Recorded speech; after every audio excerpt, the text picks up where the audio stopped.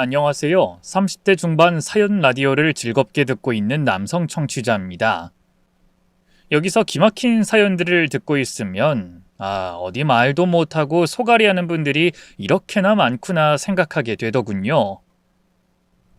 실은 저도 얼마 전에 충격적인 일을 겪었습니다. 한동안 이런저런 수습을 하면서 어렵게 지내다가 최근에야 정신이 좀 들었네요. 오늘은 제 이야기를 풀어보려고 합니다. 저는 특별할 것 없는 평범한 직장인입니다. 전산 관련 일을 하고 있는데 돈은 좀 버는 편이고요. 그만큼 바쁜 일이기도 합니다. 당시에는 지방 출장이 자주 있어서 다른 지역에 머무를 때도 많았습니다. 어느 날이었습니다. 지방 출장 중이었는데 바쁜 일이 한참 끝나고 나서 핸드폰을 확인해 보니까 엄청나게 전화가 많이 와 있었습니다. 부재중 통화가 60건이나 되는 겁니다. 전화기를 보자마자 불길한 예감에 심장이 쿵 내려앉더군요. 아내가 그 당시 만삭이었거든요. 저는 바로 아내에게 전화를 걸었습니다. 처음에 아기가 일찍 나오거나 뭔가 잘못된 줄 알고 반쯤 제정신이 아닌 상태로 전화를 했죠.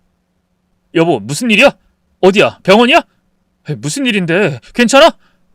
두서없이 질문을 쏟아내는 저에게 아내는 몹시 당황한 목소리로 어머니랑 백화점에 왔는데 어머니가 갑자기 쓰러지셔서 지금 모시고 병원에 왔어 라는 겁니다.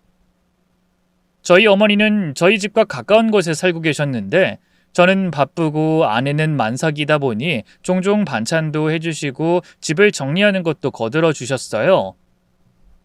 고부간의 사이도 나쁘지 않았고 두 사람이 화목하게 지내왔기에 저도 늘 편안했죠.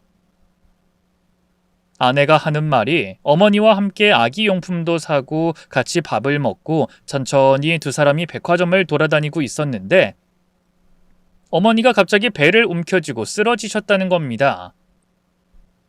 만삭인 아내가 발을 동동 구르고 있으니까 감사하게도 주변에 계신 분들이 어머니를 부축하고 119에 전화를 해서 도착할 때까지 기다려줬다고 하더군요.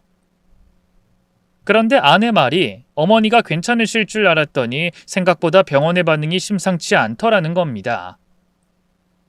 여보, 병원은 무사히 도착했는데 의사가 표정이 어두워.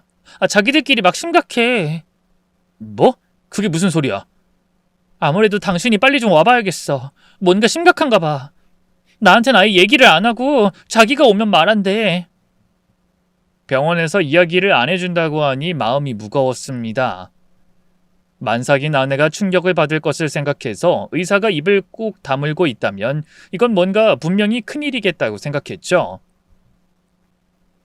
저도 그 길로 동료들에게 양해를 구하고 빠르게 복귀해서 곧장 병원으로 향했습니다.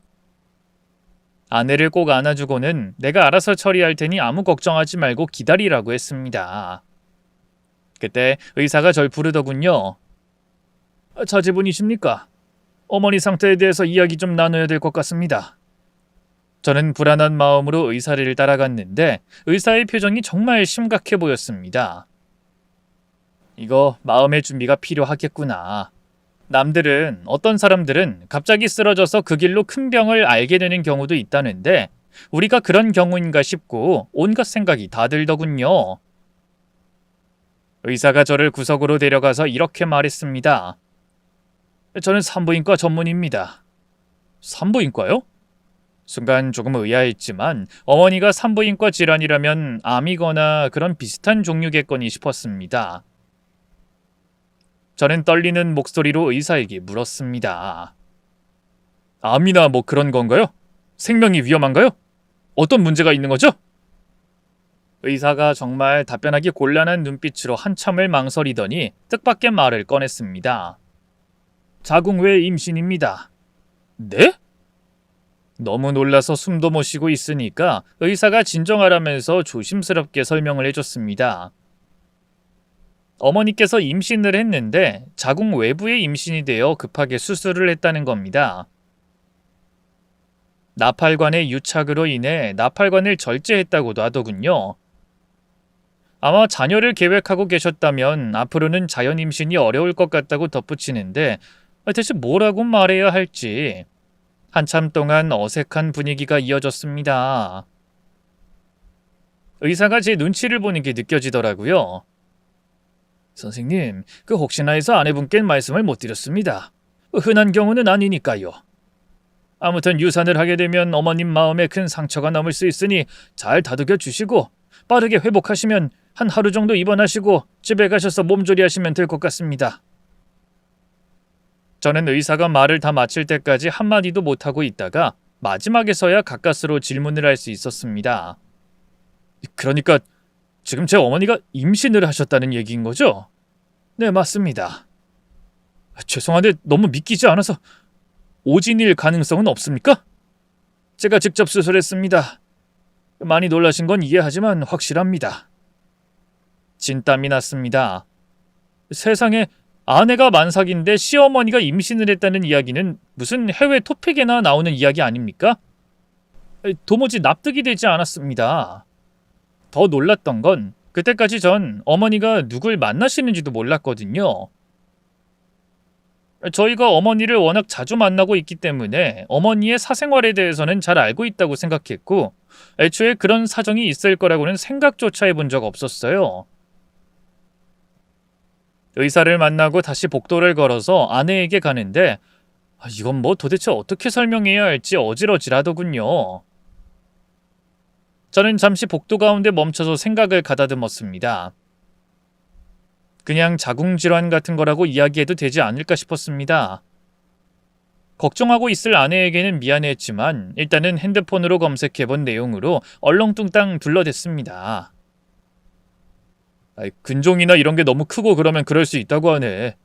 어머니는 다행히 괜찮으시대. 순진한 아내는 제 말을 다 믿어주는 것 같더군요.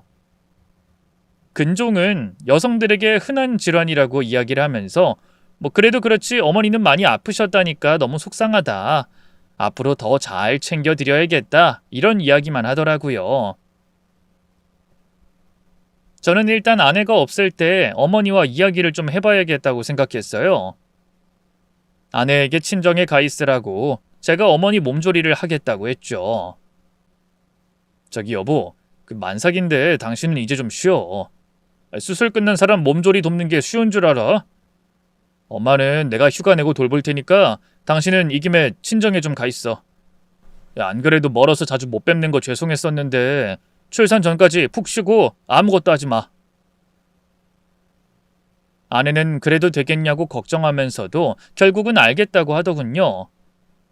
그러면서도 끝까지 어머니 얼굴 보고 간다는데 제가 박박 우겨서 집으로 태워서 데려다 줬습니다.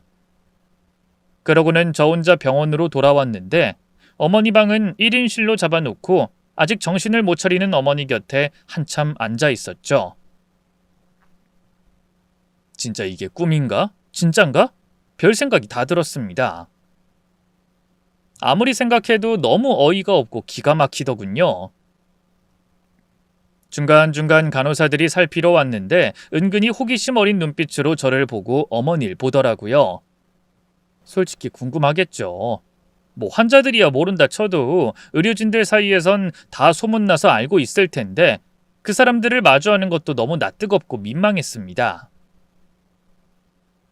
나중에 어머니가 정신을 차리셨고 눈을 뜨자마자 제가 와 있는 것을 보시더니 힘없이 아이고, 이게 무슨 일이냐? 하시더군요.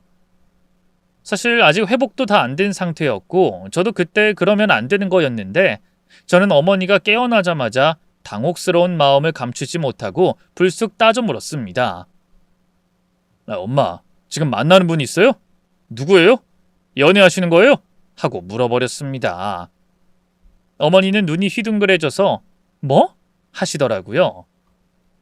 못난 저는 어머니가 회복 중인 것도 있고 도대체 어떤 사람을 만나는 거예요? 지영이 보기 안 창피하세요? 그 나이에 어떻게 임신을 해요? 하고 쏘아붙였습니다. 어머니는 얼굴이 새파랗게 질려서 그게 무슨 말이냐? 하고 몇 번이나 물으시더군요.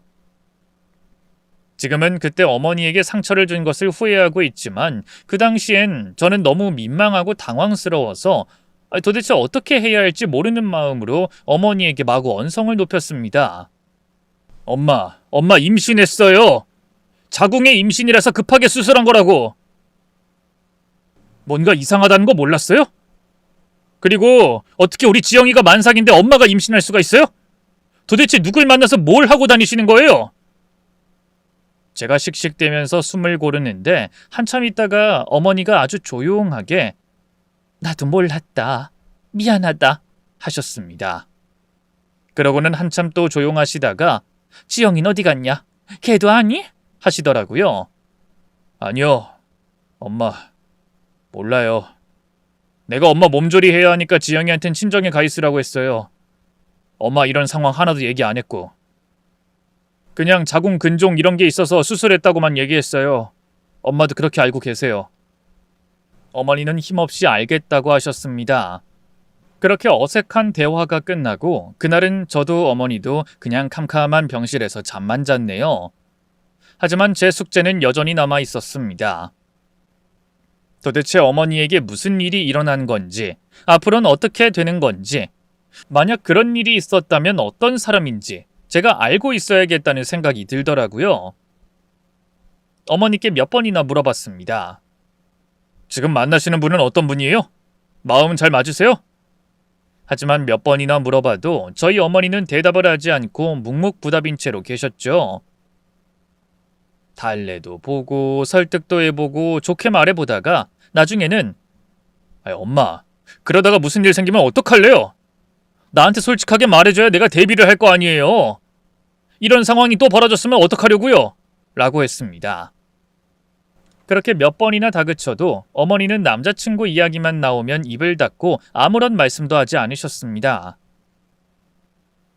이래서는 안 되겠다. 뭔가 다른 방법이 필요하겠다는 생각을 하게 됐죠.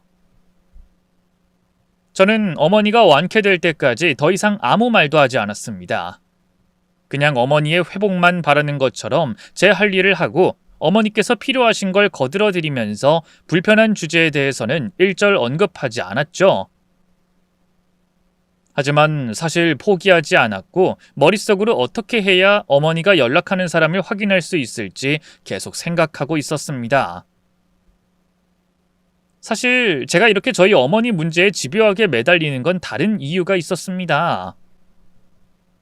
작년에 어머니가 뜬금없이 고백하시길 몇 년 전에 수천만 원에 달하는 큰 돈을 모두 보이스피싱범에게 넘겨버렸다고 하시는 겁니다. 세상에, 엄마 왜 그걸 이제 얘기하세요?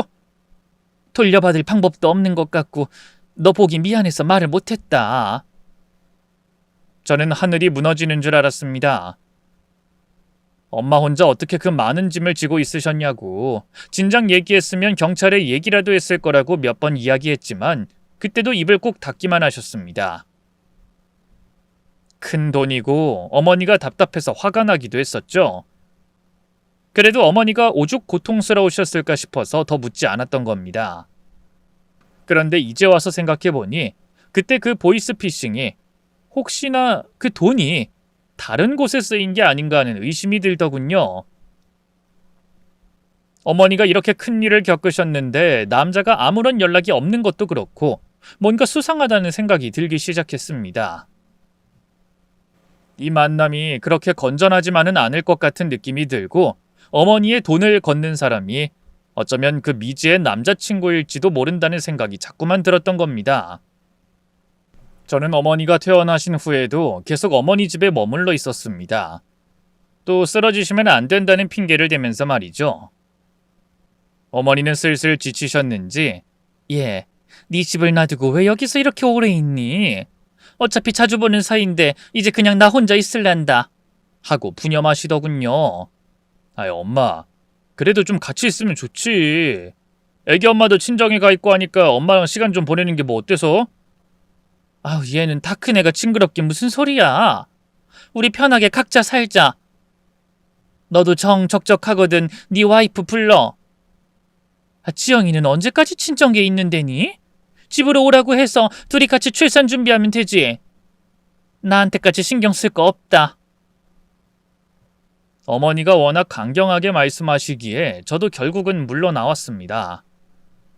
이렇게 좀 떨어져 있으면 어머니가 그 남자를 계속 만나고 있는지 아닌지 알 수 있을 거라고 생각했거든요. 저는 아침 저녁으로 어머니의 생활을 민감하게 추적했습니다. 같은 아파트 단지에 살고 있었기 때문에 퇴근길에는 꼭 어머니 차가 있나 없나 확인하고 어머니 방에 불이 켜져 있는지 꺼져 있는지도 살핀 후에 집으로 들어갔죠. 그 주 토요일이었습니다. 어머니께 연락을 했더니 제가 어머니 댁에 넘어간다고 할까봐 은근히 경계하시는 게 느껴지더군요. 저는 장모님 댁에 가서 내일 오겠다고 했습니다. 어머, 그러니? 그래, 오랜만에 가서 이야기 나누고 좋은 시간 보내라 하시는데 어머니 목소리만 들어도 이미 신이 나 계시더라고요. 저희 회사에 차를 놓고 당일치기로 대여해주는 공유 렌트카를 빌려서 아파트 주차장에서 진을 치고 잠복했습니다. 저녁 시간이 다 돼갈 무렵에 근사한 검은색 세단이 하나 들어오더니 아파트 입구에서 비상 깜빡이를 켜고 기다리더군요. 어머니를 만나러 왔구나, 그런 직감이 들었습니다. 조금 있으니 어머니가 곱게 화장하고 예쁘게 차려입고 내려오시더라고요. 막 손사래를 치면서 아주 급하게 조수석에 올라타고는 문이 탁 닫히고 차가 떠났습니다. 차주의 얼굴은 짙은 썬팅 때문에 잘 보이지 않았지만 누가 봐도 어머니와 연애 중인 사람인 걸 알겠더군요. 저는 그 길로 두 사람을 뒤쫓기 시작했습니다. 경기도 외곽의 레스토랑과 술집, 커피숍이 잔뜩 모여있는 그런 곳. 여러분도 아마 잘 아실 텐데요. 이 검은 차는 아주 자연스럽게 근사한 레스토랑들이 모인 곳으로 향했습니다. 운전 매너도 좋고 깜빡이도 꼬박꼬박 켜고 하는 걸 보니 어쩐지 젊은 사람이라기보단 나이 지긋한 어른인가 보다 싶더군요. 제가 생각한 최악의 경우의 수는 젊은 족제비거나 성격 급한 조폭 같은 사람이면 어쩌나 걱정했기 때문에 그나마 조금은 안도할 수 있었습니다. 검은 차는 천천히 레스토랑과 커피숍이 밀집한 강변을 돌았습니다. 아마 마음에 드는 장소를 고르는 모양이더군요. 사실 저희 아버지가 살아계실 때 어머니가 나는 너무 일찍 결혼했다, 너희 아버지는 여자 마음을 모른다 하고 푸념하시던 것이 떠올라 마음이 착잡했습니다. 어머니가 임신했다는 것에서 대충 여러분도 눈치채셨겠지만 저희 어머니는 정말 젊은 나이에 결혼하셨어요. 저희 어머니 또래분들은 그래도 고등학교, 대학교 졸업하신 분들도 많은데 저희 어머니는 평생 소원이었던 공부도 제대로 못 마쳤고 18에 가족들의 등에 떠밀려서 무뚝뚝한 남자와 결혼하셨거든요. 심지어 두 분은 나이 차이도 많이 났었습니다. 어쩌면 내가 모르는 어머니의 외로움을 채워주는 사람일지도 모르는데 내가 무심했다, 그런 생각도 들었습니다. 어머니를 마냥 비난하듯 몰아세우지 말고 이야기를 더 들어드릴 것을. 여하튼 제가 그렇게 소가리를 하는 사이 차는 굽이굽이 돌아 어느 레스토랑 앞에 다다랐습니다. 강변이 내려다 보이는 근사한 레스토랑이더군요. 널찍한 주차장이 있고 계단을 통해 2층으로 올라가는 아주 큰 곳이었는데 딱 봐도 조경도 멋지고 초저녁에 아른아른 불빛이 반짝거리는데 바깥까지 조용한 음악을 틀어놓아 참 좋더군요. 저는 숨을 죽이며 조심스럽게 따라붙었습니다. 검은색 세단의 문이 열리고 남자분이 먼저 내렸습니다. 그런데 이 대목에서 저는 조금 놀랄 수밖에 없었는데요. 제 생각과는 다르게 그 남자는 너무 젠틀해 보이고 아주 잘 갖춰 입은 신사분이더라고요. 무슨 박사나 교수, 변호사 이런 사람들처럼 배우고 돈도 많은 사람처럼 보였습니다. 은퇴 안경을 끼고 살짝 센 머리를 단정하게 머리를 빗어 넘기고 옷도 아주 잘 입었더라고요. 니트 조끼에 잘 달린 셔츠, 바지도 깔끔하고요. 그렇게 훌륭한 중년 신사가 내리기에 저는 한편으로는 조금 안도하면서도 끝내 불안한 마음을 떨치지 못하고 있었습니다. 그때 그분이 먼저 내려서 자기 차를 한 바퀴 돌더니 환하게 웃으면서 저희 어머니가 타고 계신 조수석 문을 열어주더라고요. 정중하게 문을 열어서 백을 받아들고 저희 어머니는 에스코트에서 내리게 하는데 무슨 드라마 보는 줄 알았습니다. 제가 연애할 때도 저희 와이프에게 그렇게 하지 않았는데 조금 색다르고 간지럽지만 좋은 의미로 충격적이었어요. 저희 어머니는 굉장히 수줍어하면서 마치 소녀 같은 얼굴로 내리셨고 두 사람은 오랜만에 재회해서 반가운 모양인지 손을 꼭 붙잡고 잔뜩 상기된 얼굴로 레스토랑으로 들어갔습니다. 그렇게 두 사람이 올라가고 완전히 보이지 않았을 때가 되어서야 저는 조심스럽게 나왔습니다. 주차장에 남겨져 있는 차를 조심스럽게 살펴보고 차 번호를 적어둔 다음에 레스토랑으로 올라갈까 말까 고민했습니다. 하지만 여기까지 온 이상 그냥 넘어갈 수 없다는 생각이 들어서 결국 올라가 살펴보기로 했죠. 조심스럽게 계단을 올라가서 레스토랑 안을 힐끗 들여다봤습니다. 안에서 웨이터가 문을 벌컥 열더니 어서 오세요 하는데 혹시 어머니가 절 볼까봐 잔뜩 긴장했었어요. 다행히도 두 사람은 대화에 정신이 팔려서 제가 들어온 곳조차 몰랐습니다. 그런데 제 표정이 심상치 않은 것을 느꼈는지 웨이터분이 제 눈치를 슬쩍 보고는 아주 낮은 목소리로 찾으시는 분 있으십니까? 라고 묻는 겁니다. 이런 곳에서 아무래도 데이트하는 중년분들이 많다 보니 저처럼 염탐하러 오는 사람도 있는지 눈치가 뻔하더군요.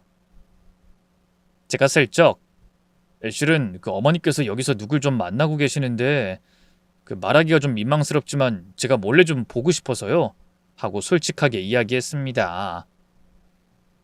여기 근무하는 웨이터분은 이런 쪽으로 꽤 노련하신 모양이더라고요. 흔쾌히 이쪽 자리는 가려서 잘 안 보입니다 라며 커다란 야자나무와 파티션으로 살짝 가려진 자리로 안내해줬습니다. 세상에 얼마나 고마웠는지. 그분 덕분에 저는 간단한 음식을 시켜놓고 슬쩍 어머니를 살펴볼 수 있었습니다. 두 사람이 대화하는 소리도 작게나마 들릴 정도로 가까운 자리였습니다. 전부 다 알아들을 수는 없었지만 대강 어떤 분위기인지는 파악할 수 있었습니다. 그 남자는 아는 것도 많더라고요. 요즘 세상 돌아가는 이야기, 역사나 문화 이야기를 늘어놓는데 어머니가 딱 좋아하는 스타일이거든요. 저희 어머니는 배움에 아쉬움이 많은 분이시라 늘 지적인 사람을 우러러보는 경향이 있으십니다. 한참 다른 이야기를 하던 두 사람은 갑자기 어머니의 임신 이야기를 하기 시작했습니다. 은혜씨, 내가 정말 잘못했어요. 많이 놀랐죠? 내가 이 나이에 그리 될 줄 알았나요? 우리 아들이 화가 많이 나서 그게 마음에 걸려 그렇지.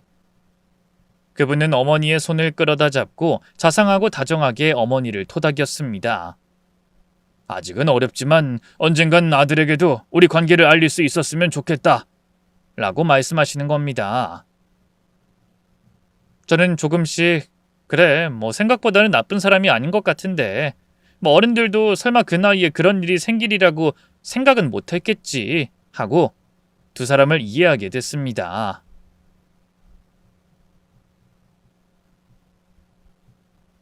어쩌면 어머니가 늦은 나이에 진정한 사랑을 찾았을지도 모르는 일인데 제가 매번 너무 나를 세워대니 말을 안 하셨나 싶기도 하더군요. 무엇보다 아들에게 다 털어놓고 인사를 하자는 걸 보면 저분도 마음의 준비를 좀 하고 있나 그런 생각도 들었습니다. 하지만 제 생각은 보란듯이 빗나갔습니다. 음식이 나오고 한동안 음식 맛이 어떠니 차 맛이 어떠니 화기애애하던 두 사람 대화가 점점 이상한 쪽으로 빠지는 겁니다. 은혜씨 투자 덕분에 저쪽 단지 개발하는 거 아주 잘 풀리고 있어. 어머 정말이에요? 너무 잘 됐다. 그럼 우리 은혜씨 덕분에 투자자들이 또 많이 모였어. 갑자기 돈 이야기를 하기 시작하는데 귀가 저절로 쫑긋 서더군요. 남자분에 대한 제 좋은 인상이 한순간에 날아가 버리고 다시 의심이 고개를 들었습니다. 은혜씨가 넣어준 거 있잖아. 그거 덕분에 잘 해결되고 술술 풀리네. 주변에 더 소개할 만한 사람 없어요? 아무래도 젊은 사람들은 이런 거 잘 이해 못하니까 아들 내외는 빼고. 아들 내외는 빼란 말을 듣자마자 이건 사기가 확실하다 싶었습니다. 손바닥에 땀이 배서 축축해지더군요. 그 남자는 아주 교묘하게 어머니를 꼬여내더군요. 어머니가 내어준 돈으로 급한 불을 꺼서 다음 투자가 원만하게 이루어지고 있다면서 무슨 사업 이야기를 시작했습니다. 어머니는 오래전부터 알고 있는 내용인지 연신 고개를 끄덕이셨고요. 제가 한참 들어보니 그 사람이 말하는 사업이라는 건 도시 외곽 그린벨트 해제구역에 뭘 건설을 해서 휴양단지를 만들고 거기다 레저파크를 만들고 숙박은 물론 장기 거주도 가능한 그런 단지를 조성한다는 계획이었습니다. 나중에는 어머니와 자기도 거길 들어가서 살 수도 있고 노인 특별 공급으로 낮은 단가에 고품질 서비스를 받는 꿈같은 실버타운으로 특별 분양을 한다고 하더군요. 그러기 위해서 지금 이 투자를 다 한 거라면서요. 잘 모르는 사람은 그런가 보다 싶어서 홀딱 넘어갈 것 같은 내용들이었습니다. 은혜씨는 정말 운이 좋은 거예요. 레저타운을 건설하는데 초기 투자자에겐 얼마나 큰 혜택이 돌아가는지 몰라. 미국에서도 이 단지를 지켜보고 있어. 벤치마킹해서 자기네들도 해보려고 한다니까. 어머니는 계속 민철씨 너무 잘됐다. 역시 민철씨 믿길 잘했다. 그런 말만 반복하고 계셨어요. 듣고 있는 저는 가슴이 터질 것 같았습니다. 이거 정말 큰일이다. 이대로라면 어머니가 가진 걸 다 털리는 건 한순간이겠다. 그런 아찔한 생각이 들었습니다. 당장이라도 자리를 박차고 일어나서 저 분위기를 박살내놓고 싶었는데 간신히 이를 악물고 참았습니다. 어떻게 해야 하는지 아직 모르지만 저 인간 제대로 죄받게 하려면 더 일을 벌려서 기다려야 되겠다 싶더라고요. 저는 그들이 식사를 마칠 때까지 기다리면서 앞으로 어떻게 하면 좋을지 생각하고 또 생각했습니다. 솔직히 막막하더라고요.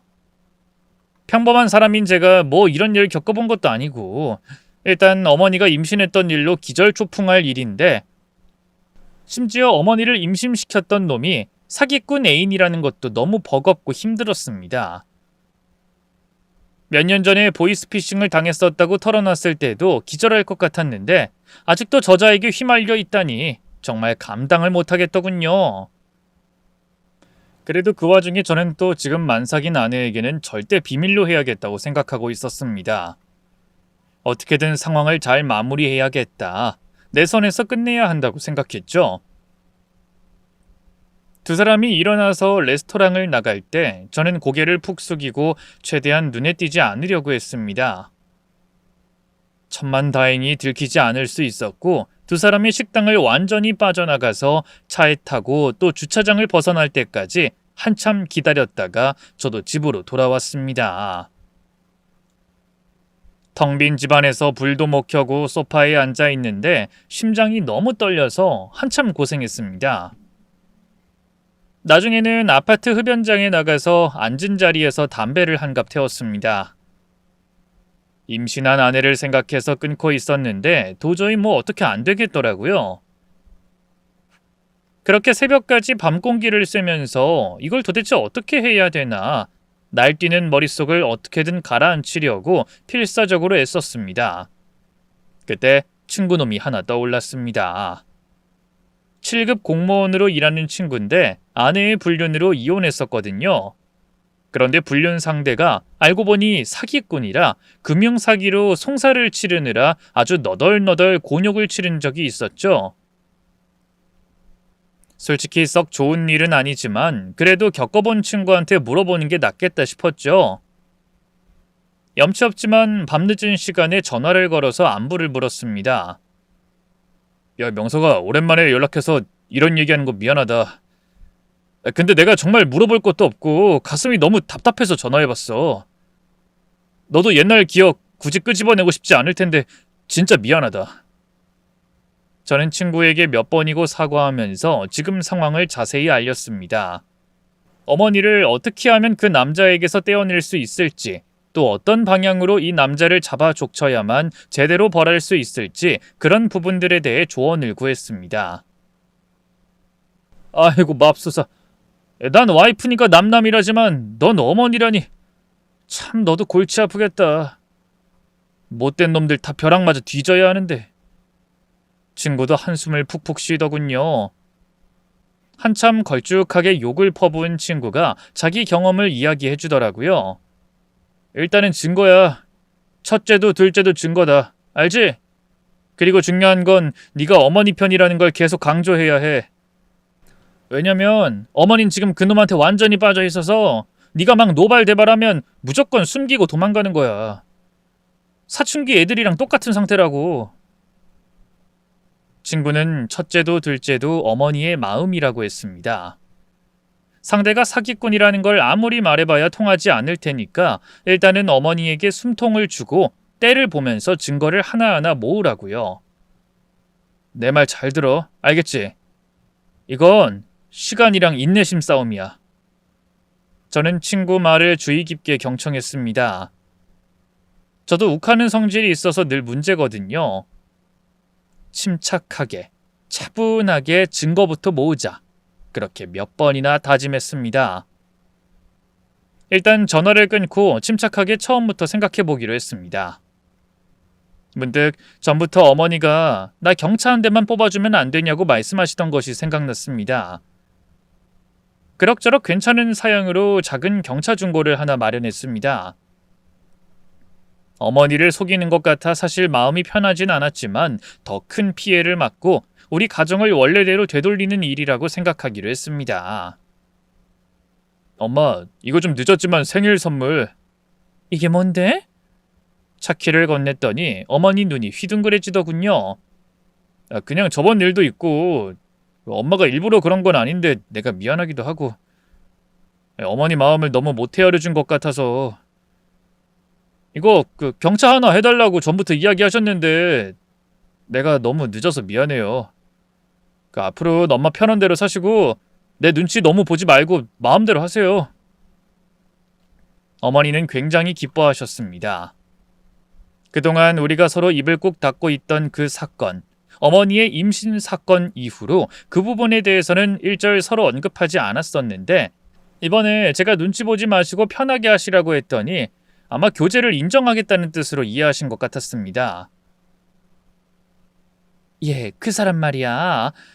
다음에 내가 기회가 되면 그때 소개할게. 뭐 일단은 봐서요. 지금은 지영이 출산도 다가오고 좀 정리되면 나중에 봐요. 저도 아직 좀 불편해서. 그래 알았다. 어머니는 그것만으로도 만족하시는 것 같았습니다. 사건이 모두 끝났다고 생각하셨겠죠? 저는 내내 찝찝하고 마음이 썩 좋진 않았지만 그 남자의 사기 행각을 밝히고 어머니가 깨끗하게 정을 뜨게 하려면 이 방법밖에 없다는 생각이 들었습니다. 사실 그 차는 제 이름으로 위치 공유가 되어 있어서 차가 어디 있는지 제 휴대폰으로 알람을 받을 수 있었습니다. 또 블랙박스도 최고급 옵션으로 전부 달아놨고요. 저는 핸드폰으로 어머니의 행적을 모니터링했습니다. 아내의 출산 예정일이 임박해왔는데 그 전에 해결이 되기만을 기도하며 매일매일 피말리는 날들을 보냈습니다. 어머니는 그 차로 참 여기저기 많이 돌아다니시더군요. 저는 어머니 댁에 들릴 때마다 차 안의 블랙박스를 꼼꼼하게 체크했습니다. 어디에 가시는지, 누구를 태워 무슨 대화를 나누는지 확인했습니다. 뻔했죠. 그 남자가 주구장창 타고 다녔습니다. 얼마 지나지 않아서 저는 몇 가지 사실을 알게 됐습니다. 그 남자가 타고 다니는 검은색 세단은 사실 본인 차도 아니더군요. 그 남자는 정말 겉껍데기만 멀쩡하고 겉으로 보면 마치 지적인 교수 같지만 아무것도 없는 빈털터리에 입만 거창한 사기꾼이 확실했습니다. 어머니에게 차가 생기니까 잽싸게 들러붙어서는 어머니에게 기생하다시피 하고 어머니를 자기 운전기사처럼 은근슬쩍 부려먹고 있는 겁니다. 어머니가 운전할 때마다 늘 칭찬을 아끼지 않으면서 온갖 달달한 말로 정신을 흐트려 놓지만 결국은 자기가 바라는 대로 또 자기가 원하는 대로 어머니를 조종했습니다.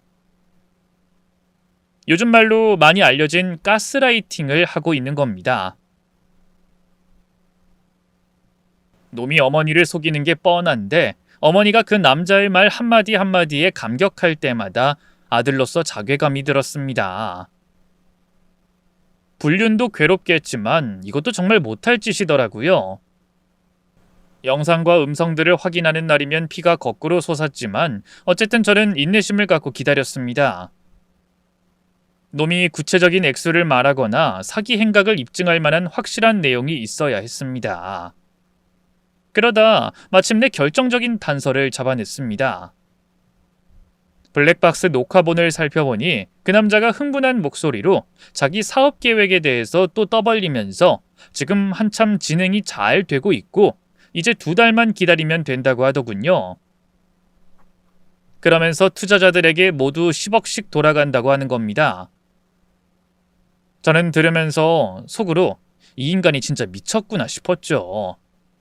더 기가 막힌 건 그 남자가 10억을 담보로 또 금전을 요구했다는 겁니다. 은혜씨, 그 마지막 조건은 이제 3천만 원을 해가지고 오는 거예요.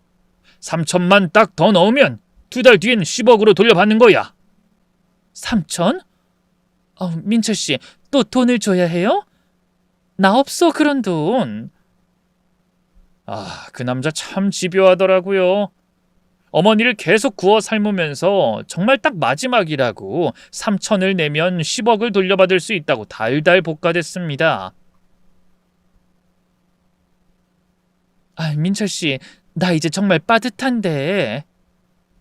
망설이고 곤란해하는 어머니 목소리를 들으니 피가 식는 느낌이었습니다. 연혜씨, 3천을 내어주면 10억이라니까. 이거 없으면 우리 지금까지 해온 거 다 물거품이 돼. 은근한 목소리로 위협하듯 말을 하는데 어머니는 결국은 알겠다고, 어떻게든 하겠다고 말하더군요. 내가 빨리 마련해 올게 하고 풀이 죽은 목소리로 말씀하시는데 저는 이거 정말 큰일 났다 싶었죠. 저는 휴가를 내서 이틀 동안 그 남자가 언급한 개발회사며 지역명을 다 찾아봤습니다. 뒷목이 뻣뻣해질 때까지 찾고 찾아서 남자가 언급한 것들이 다 가짜라는 걸 조사했죠. 사실 그리 꼼꼼히 따져볼 필요도 없었습니다. 애초에 그 남자가 말하는 지역은 이미 고속도로가 걸쳐져 있고 놈이 언급한 사무실은 간판만 대충 덩그러니 달아놓은 공실이었고요. 하여간에 하나같이 너무나 허술하고 말도 안 되는 이야기뿐인 것을 조금만 알아봤으면, 아니, 저한테 어머니가 한마디만 상의했더라면 놈이 사기꾼이라는 걸 진작 알았을 텐데 제가 그렇게 못 믿어온 존재였는지 어머니는 도대체 왜 항상 숨기기만 했는지 이젠 너무 화가 나더라고요. 가슴이 아픈 건지 우라병이 치미는 건지 구분도 안 됐습니다. 어떻게 이렇게 말도 안 되는 사기를 당했나 싶어서 명치가 꽉꽉 막히는 느낌이었습니다. 당장이라도 어머니 댁으로 쳐들어가서 주무시고 있는 어머니를 흔들어 깨우고 싶었습니다. 한참 동안 방 안을 빙빙 돌다가 간신히 마음을 가라앉히고 진정했습니다. 어머니가 무슨 잘못인가? 어머니도 피해자인데 남편 먼저 보낸 사람 외로운 마음을 이용해서 등쳐먹는 놈이 제일 나쁘지 않겠습니까? 어머니는 그 뒤로 사흘간 놈을 만났습니다. 저는 모든 준비를 마쳤고 이제 마지막으로 현장에서 놈을 들이받을 순간만을 벼르고 있었죠. 그 인간이 말하길 매번 이번 일만 잘 되면 우리 각각 10억씩 20억이에요. 그때 자식들에게 떳떳하게 자기소개도 하고 제대로 가정을 꾸려봅시다. 이런 식으로 이야기를 하고 있더군요. 어머니는 또 그 말에 감동하고 항상 울컥하며 이야기가 끝났습니다.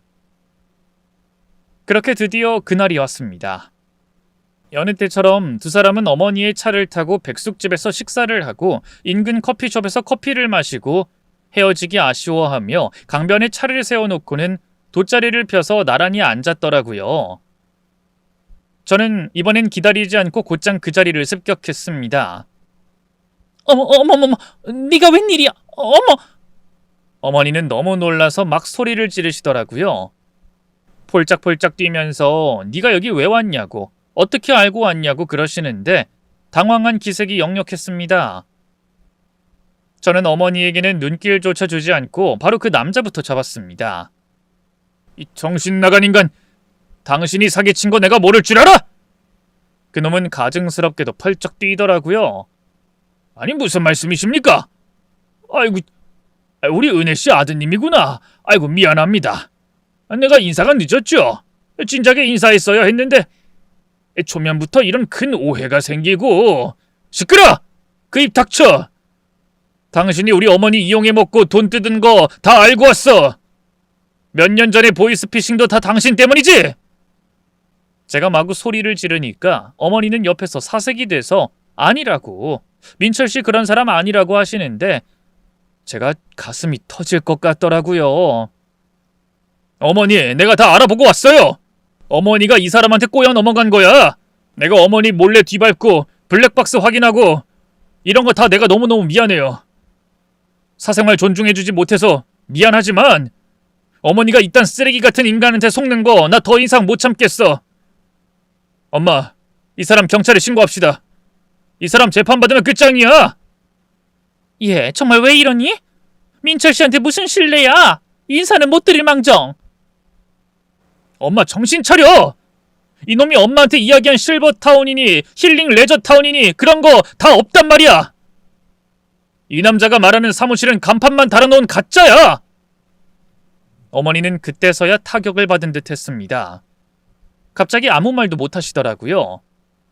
얼굴이 하얗게 피가 빠지는 게 보일 정도였습니다. 그러더니 순식간에 눈동자가 탁해지고 입술이 허옇게 질려서는 그대로 땅바닥에 털썩 주저앉으셨습니다.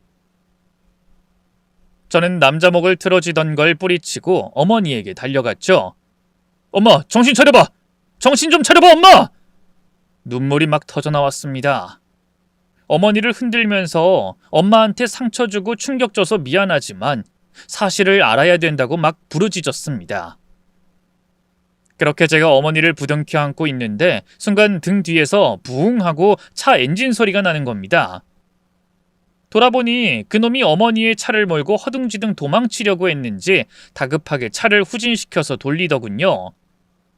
그런데 그 인간은 너무 마음이 급했던 것 같았습니다.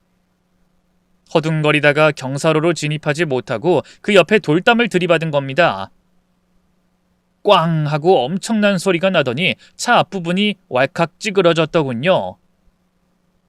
어머니는 비명을 지르시고 저도 깜짝 놀랐는데 다행히 많이 다친 건 아닌지 쩔뚝쩔뚝하면서 기어 내려오더라고요. 차 사고가 났으니 저 위쪽 커피숍에서 내려오던 사람들도 기웃거리고 시선이 쏠렸습니다. 제가 구급차를 불렀고 경찰도 출동했고요. 그렇게 그날 그 인간은 응급실에 실려갔고 차는 수리센터에 맡겼으며 저는 어머니를 집에 모셔다 드린 다음에 자료를 싹 챙겨서 다음날 눈 뜨자마자 서에 가서 자료를 다 주고 남자를 신고했습니다. 집으로 돌아오는데 하늘이 화창하더군요. 차도 부서지고 어머니는 우울해하고 여전히 힘든 일들이 남았지만 그래도 제일 염려하던 상황은 없었으니 이제 상처받은 어머니를 달래고 괜찮다고 위안해 드리는 게 급선무라 생각했습니다. 미안하다. 내가 정말 너 볼 낯이 없다.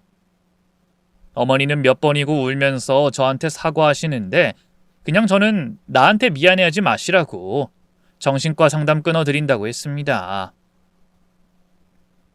어머니가 우울증에 걸릴까봐 그것만 신경 쓰고 있었죠. 그 일이 있고 나서 정확히 열흘 뒤에 아내가 출산을 했습니다. 새 생명의 탄생이었고 저도 아버지가 되어서 그간의 고통은 좀 덜 수 있었어요. 아무것도 모르고 행복해하는 아내 얼굴을 보면서 언젠가 죽기 전에는 진실을 털어놔야겠다 하고 죄책감도 들었습니다.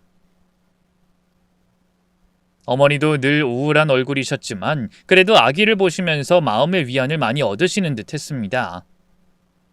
그런데 여러분, 정말 충격적인 반전은 그 다음이었습니다. 한참 아기 재롱의 시름을 잊어가는데 경찰에서 연락이 오더라고요. 제가 사기죄로 고발한 사람이 글쎄 저희 처가 친척이었어요. 믿어지십니까? 제 처가 아내의 친척이라는 겁니다. 심지어 그 남자가 아내의 외삼촌이었습니다. 뭔가 이상하다는 생각이 들었죠. 아내에게는 외삼촌이 두 사람이 있습니다. 큰애 삼촌과 작은 외삼촌이 있는데 큰애 삼촌은 오래전에 행방불명이 되어서 아무도 소식을 모르는데 아마 돌아가셨을 거라고 했어요. 갯바위 낚시를 갔다가 파도에 휩쓸려 실종되셨고 분명 익사했을 것으로 추정되는데 시신도 찾지 못했고 그래서 모두 고통스러워했다. 그런 슬픈 사연이 있다고 해서 일종의 금기사항이었습니다. 누구도 큰애 삼촌에 대해서는 언급하지 않았죠.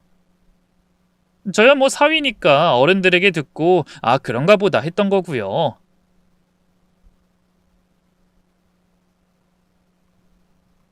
그런데 그 큰애 삼촌이 바로 그 남자란 겁니다. 그리고 심지어 전과자였습니다. 교도소에서 징역을 살고 나온 사람인 겁니다. 혼인 빙자, 간음, 사기. 골이 띵 하더라고요. 아내와 결혼 생활과 연애 생활 다 합쳐서 꽤 긴 기간을 함께 보냈는데 전 정말 아무것도 몰랐습니다. 물론 모를 수도 있겠죠. 그런 내용은 아무래도 가족의 치부라고 생각해서 숨길 수도 있으니까요. 저도 어머니가 쓰러진 일의 진실을 아내에게 알리지 않았던 것처럼 말입니다. 하지만 뭔가 이상하다는 생각이 계속 들었습니다. 경찰이 하는 이야기를 계속 들어보니 그 남자에게 정보를 전해주는 사람이 있었다는 생각이 들더군요. 경찰에서도 그렇게 이야기했고요.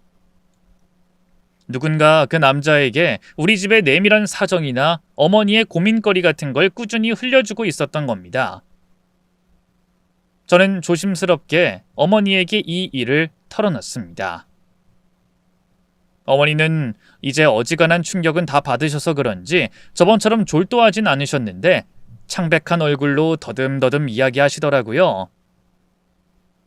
아니 그러고 보니까 그 남자 사별한 사람들 모임에서 만났어. 처음부터 나를 마음에 든다고 딱 찍었어. 인상이 참 좋고 차분하고 이런데 남자 만나러 나오는 여자 같지 않다 그러면서 막 꼬셨지. 갑자기 머리가 띵해지더라고요. 그리고 어머니가 멋지다고 생각하는 남자, 그러니까 저희 아버지와는 다른 지적이고 품이 있는 남자의 꼴을 갖추기 위해 그놈이 특별히 전략을 짰다는 걸 알게 되니까 제 느낌은 더 확실해졌습니다. 친정에서도 분명히 알고 있을 것이고 어쩌면 내 아내도 이 사실을 다 알고 있었을지도 모른다고. 저는 장인어른을 먼저 만났습니다. 그 남자 이름을 대면서 아시는 게 있는지 물었죠. 장인어른이 펄쩍펄쩍 뛰더군요. 자기는 오래전에 인연을 끊어서 아무것도 모른다면서요. 세상에, 김서방, 그런 일이 있으면 나한테 진작 말하지. 민철이 이놈의 새끼가 그런 짓을 하고 있는지 난 꿈에도 몰랐네. 미안하게 됐다. 정말 미안하게 됐어. 하지만 이 일은 우리 집안하고 완전히 무관해.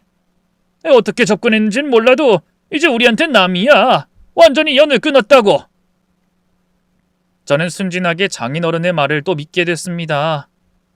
무엇보다 저에겐 아기도 있고 한참 산후조리를 하고 있는 아내도 있었으니까요.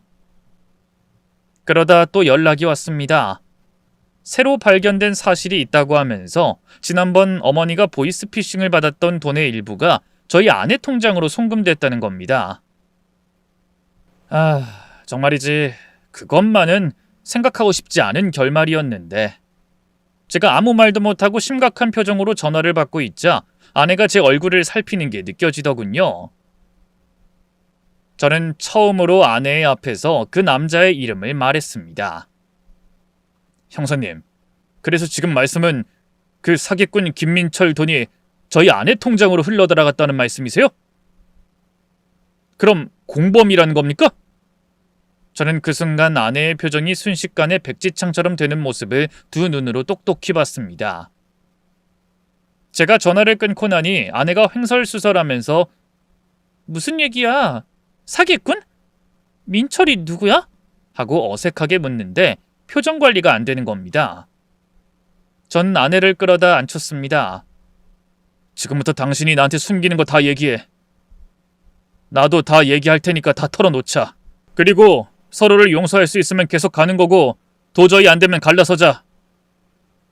여보, 무섭게 왜 이래? 무슨 소리야? 당신 큰애삼촌 안 죽었지? 전과자였지? 여보, 그 돈은 뭐야? 왜 우리 어머니가 그 남자한테 준 돈이 자기한테 들어갔어? 어? 아내는 아무런 말도 하지 못하더군요. 정말로 꿀먹은 벙어리가 돼서 고개를 푹 숙이고 있는데 아기가 큰 소리로 울음을 터뜨렸습니다.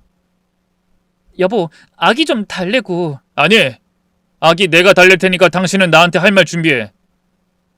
저는 아기를 안고 다시 달래서 재웠습니다. 그리고 거실로 나갔더니 아내가 흐느끼고 있더군요. 여보, 정말 미안해. 내가 잘못했어. 제발 이혼하자는 말만 하지 마. 이상하기도 그 모습을 보는 순간 직감이 왔습니다. 아내가 알려줬구나. 그래서 어머니와 백화점에서 그렇게 자주 만나려고 했던 거구나. 어머니의 마음을 어떻게 파고 들어가야 하는지 자기 외삼촌에게 전한 사람이 아내구나. 아직 아무 해명도 듣지 않았는데 무슨 일인지 아직 제대로 알지도 못하는데 마음이 싸늘하게 식어내리더군요. 너무나 끔찍하고 처참한 기분이었습니다. 저는 마음을 정리하고 자리에 앉아 아내의 말을 처음부터 끝까지 다 들었습니다. 아내는 당시에 빚이 있었다고 했습니다. 갚아보려고 했는데 잘 안 됐고 때마침 출소한 외삼촌과 안부 인사를 주고받았답니다. 외삼촌이 나쁜 사람이란 건 알고 있었지만 아주 조금만 그 빚을 갚으면 되겠다고 생각했다고 합니다. 빚이 얼마였는데? 하니까 아내가 그러더군요. 어머니가 그 남자에게 준 돈을 자기가 받았다고. 네, 어머니가 보이스피싱을 당했다고 했던 금액은 6천만 원이었습니다. 그래서 그 다음은? 그렇게 물으니 자기는 모른다고 하더군요. 외삼촌이 그 다음부터 어머니가 마음에 든다고 했답니다. 계속 만나고 싶다고, 진지하게 만나서 그간의 나쁜 생활도 다 씻고 정착하고 싶다고 그랬답니다. 당신은 교도소에서 출소한 사람을 우리 어머니에게 소개하려고 했어? 그것도 당신 외삼촌을 우리 어머니한테? 이미 돈까지 뜯어놓고? 제정신이야? 그랬더니 아내의 대답이 가관이더군요. 우리 외삼촌이 그렇게 나쁜 사람은 아니야. 그냥 옛날 버릇을 못 버렸나 봐. 정말 딱 혀 깨물고 죽고 싶은 마음이 그런 거였나 봅니다. 아내에게 더 말할 기운도 없었습니다. 순탄하다고 생각했던 인생이 박살나는 건 한순간이더군요. 난 그저 아이가 태어나길 바라면서 이제 곧 아버지가 되어 단란한 가정을 꾸릴 생각뿐이었는데 왜 이런 일이 벌어진 걸까? 앞으로 누굴 믿고 어떻게 살아야 하나? 세상이 무너지고 하늘이 쪼개지는 느낌이었습니다. 그렇게 저는 아내와 이혼했습니다. 어머니와도 이제 잘 만나진 않습니다. 아이는 데려가게 해달라고 아내가 통사정을 해서 그렇게 하라고 했습니다. 제 피부치를 생각하면 피눈물이 나는데 사실 저는 자신이 없더라고요. 어머니와 제가 둘이서 그 아이를 키울 수 있을지, 어머니를 생각하면 애틋하고 마음이 속상하지만 마음 한켠에는 어머니가 또 누군가에게 속아 넘어가서 사기를 당하면 아이를 돌보면서 그 뒷수습을 할 수 있을까, 그런 두려움도 있었습니다. 완전히 싱글이 되었지만 마음의 벽을 닫고 살아가게 되니 세상과도 차단이 되더군요. 집, 회사만 오가면서 요즘은 운동도 하고 혼자 산행도 합니다. 그나마 사연 유튜브를 들으면 이 세상에 저처럼 비참하고 외로운 경험을 한 사람이 나 혼자만은 아니구나, 그런 생각에 조금 기운이 나기도 한답니다. 여러분도 저처럼 힘들고 어두운 상황에 놓여 있다면 제 생각을 해주세요. 저런 일을 겪어도 살아가고 있구나, 그런 사람도 있구나 하고 말입니다. 제 이야기는 여기까지입니다. 무거운 이야기지만 끝까지 들어주셔서 감사드립니다.